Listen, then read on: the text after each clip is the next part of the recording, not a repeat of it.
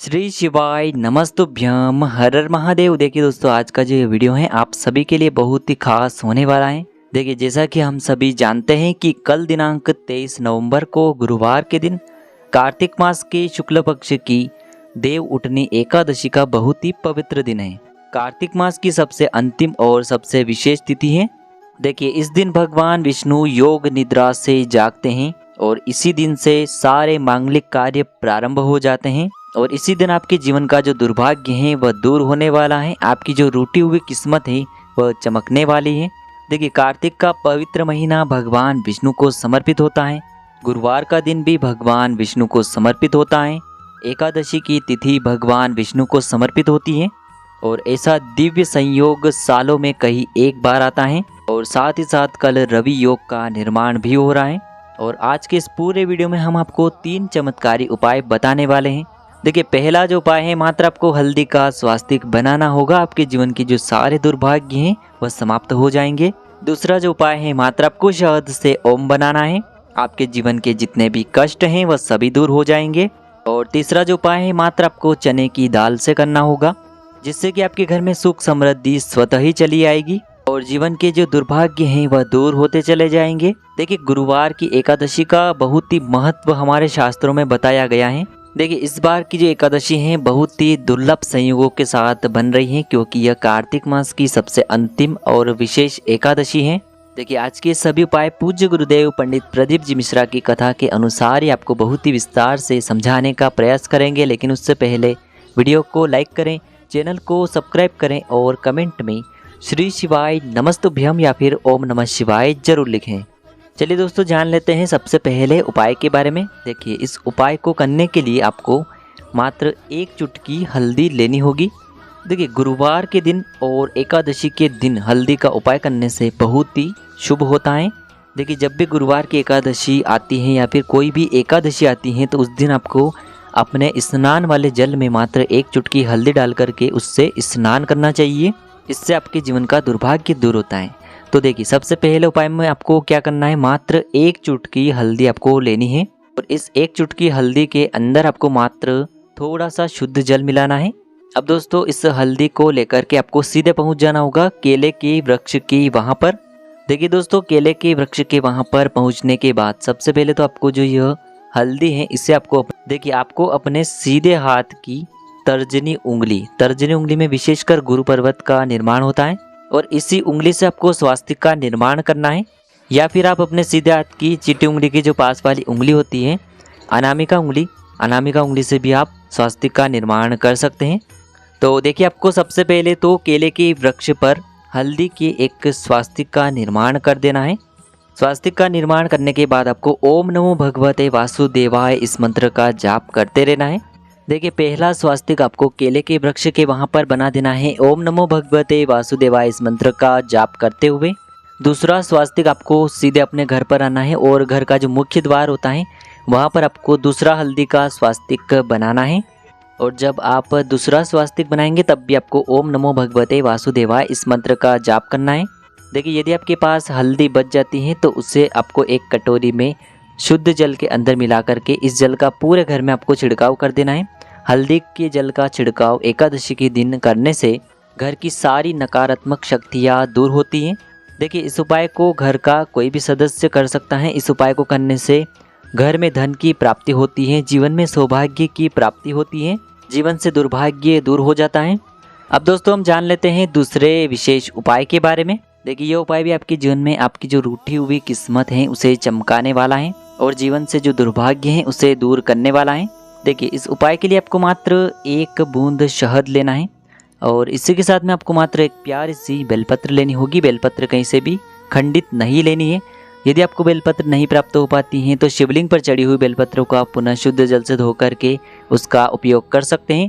और इसी के साथ में आपको एक तांबे के पात्र के अंदर अपने घर से शुद्ध जल लेना होगा और इसी के साथ में आपको लेना होगा गुड़ का एक टुकड़ा। गुड़ का उपाय गुरुवार की इस एकादशी के दिन करने से जो आपका बृहस्पति ग्रह है वह मजबूत होता है और बृहस्पति देव जो हैं वह हमारे भाग्य को चमकाने का कार्य करते हैं। तो देखिए, सबसे पहले तो आपको अपने घर पर ही जो गुड़ का टुकड़ा है उसे उस पात्र के अंदर डाल देना है। ओम नमो भगवते वासुदेवाय इस मंत्र का जाप करते हुए अब आपको यह एक जल का पात्र, शहद और जो बेलपत्र हैं इसे सीधे लेकर के पहुंचना होगा भगवान शिव के मंदिर में।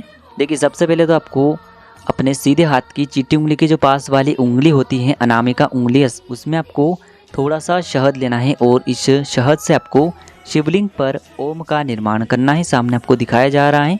और जो आपने शिवलिंग पर ओम का निर्माण किया है उसी के ऊपर जो आपने बेलपत्र ली है उसे भी समर्पित कर देना है। देखिए बेलपत्र की चिकनी साइड शिवलिंग से स्पर्श होगी और इसकी जो डंडी है वो आपको जलाधारी की ओर रखना है। सामने आपको दिखाया जा रहा है। इसी प्रकार से आपको यह बेलपत्र शिवलिंग पर अर्पित कर देनी है।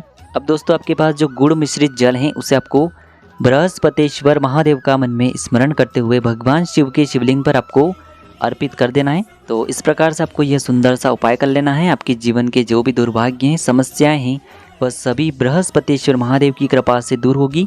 अब दोस्तों हम जान लेते हैं तीसरे चमत्कारी उपाय के बारे में। देखिए इस उपाय को करने के लिए आपको या तो आपको 7 चने की दाल लेनी है या फिर आप 11 चने की दाल भी ले सकते हैं। और इसी के साथ में आपको 1 चुटकी हल्दी लेनी होगी और इसी के साथ में आपको एक तांबे के पात्र के अंदर अपने घर से शुद्ध जल लेना होगा। देखिए इस उपाय को आप 2 प्रकार से कर सकते हैं। या तो आप केले के वृक्ष के वहाँ पर इस उपाय को कर सकते हैं। देखिए यदि आप इस उपाय को केले के वृक्ष के वहाँ पर कर रहे हैं तो इन सभी सामग्रियों को सबसे पहले तो आपको केले के वृक्ष के वहाँ पर लेकर के पहुँच जाना है। अब आपके पास जो सबसे पहले तो 1 चुटकी हल्दी है उसे आपको उस जल के पात्र के अंदर डाल देनी है और हल्दी से युक्त जल तैयार कर लेना है। अब आपके पास या तो 7 या फिर 11 चने की दाल है तो उन्हें भी आपको उसी पात्र के अंदर डाल देना है।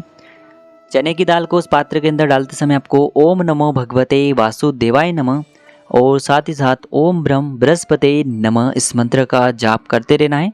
देखिए यदि आपने 11 चने की दाल ली है तो इस मंत्र का आपको 11 बार जाप करना है। 7 चने की दाल ली है तो इस मंत्र का आपको 7 बार जाप करना होगा। अब दोस्तों इस पूरे जल को आपको सबसे पहले समर्पित करना होगा केले की वृक्ष की जड़ में। देखिए हल्दी और चने की दाल से युक्त यह जल यदि आप एकादशी के दिन केले के वृक्ष की जड़ में समर्पित करते हैं तो इससे आपका जीवन का जो दुर्भाग्य है वह समाप्त होता है। आपके जीवन में सौभाग्य की प्राप्ति होती है। देखिए इसी उपाय को आप दूसरे प्रकार से भी कर सकते। यदि आपके घर के आसपास केले का वृक्ष नहीं है तो इसे आप भगवान शिव के मंदिर में भी कर सकते हैं। देखिए इस उपाय के लिए भी आपको या तो 7 चने की दाल या फिर 11 चने की दाल लेनी है और हल्दी के स्थान पर आपको गुड़ का टुकड़ा लेना होगा और इसी के साथ में आपको एक तांबे के पात्र के अंदर शुद्ध जल लेना होगा और इन सभी सामग्रियों को लेकर के सीधे आपको पहुंच जाना होगा भगवान शिव के मंदिर में। यह उपाय आप सुबह से लेकर के शाम तक किसी भी समय कर सकते हैं। देखिए दोस्तों सबसे पहले तो आपके पास जो गुड़ का टुकड़ा है उसे आपको उस जल के पात्र के अंदर डाल देना है। अब आपके पास यदि 7 चने की दाल है तो उन्हें आपको एक एक करके शिवलिंग पर अर्पित करते जाना है और आपको 7 बार बृहस्पतेश्वर महादेव का स्मरण करना है। यदि आपके पास 11 चने की दाल है तो एक एक करके समर्पित कर देना है और आपको 11 बार बृहस्पतेश्वर महादेव का मन में स्मरण कर लेना है। चने की दाल जो है वह कहीं से भी खंडित नहीं होनी चाहिए, इस बात का ध्यान रखना है। अब दोस्तों आपके पास जो गुड़ से युक्त जल है इसे आपको भगवान शिव के शिवलिंग पर धीरे धीरे अर्पित कर देना है। श्री शिवाय नमस्तुभ्यम इस मंत्र का जाप करते हुए। देखिए चने की दाल जब भी हम एकादशी के दिन शिवलिंग पर अर्पित करते हैं तो हमारे शास्त्र कहते हैं कि चने की दाल का रंग पीला होता है, यानी कि स्वर्ण के समान होता है। तो हमें स्वर्ण दान करने के बराबर ही चने की दाल समर्पित करने का पुण्य फल प्राप्त होता है। तो दोस्तों इस प्रकार से आज के इस वीडियो में हमने आपको गुरुवार की एकादशी पर किए जाने वाले 3 बहुत ही चमत्कारी उपाय बताए हैं। जो भी उपाय आपके लिए उचित हैं, सरल हैं, उसे आप कर सकते हैं। यदि उपाय से जुड़ा किसी भी प्रकार का सवाल रहता है तो आप हमें कमेंट में पूछ सकते हैं। उपाय को करते समय आप किसी भी प्रकार की गलतियां न करें।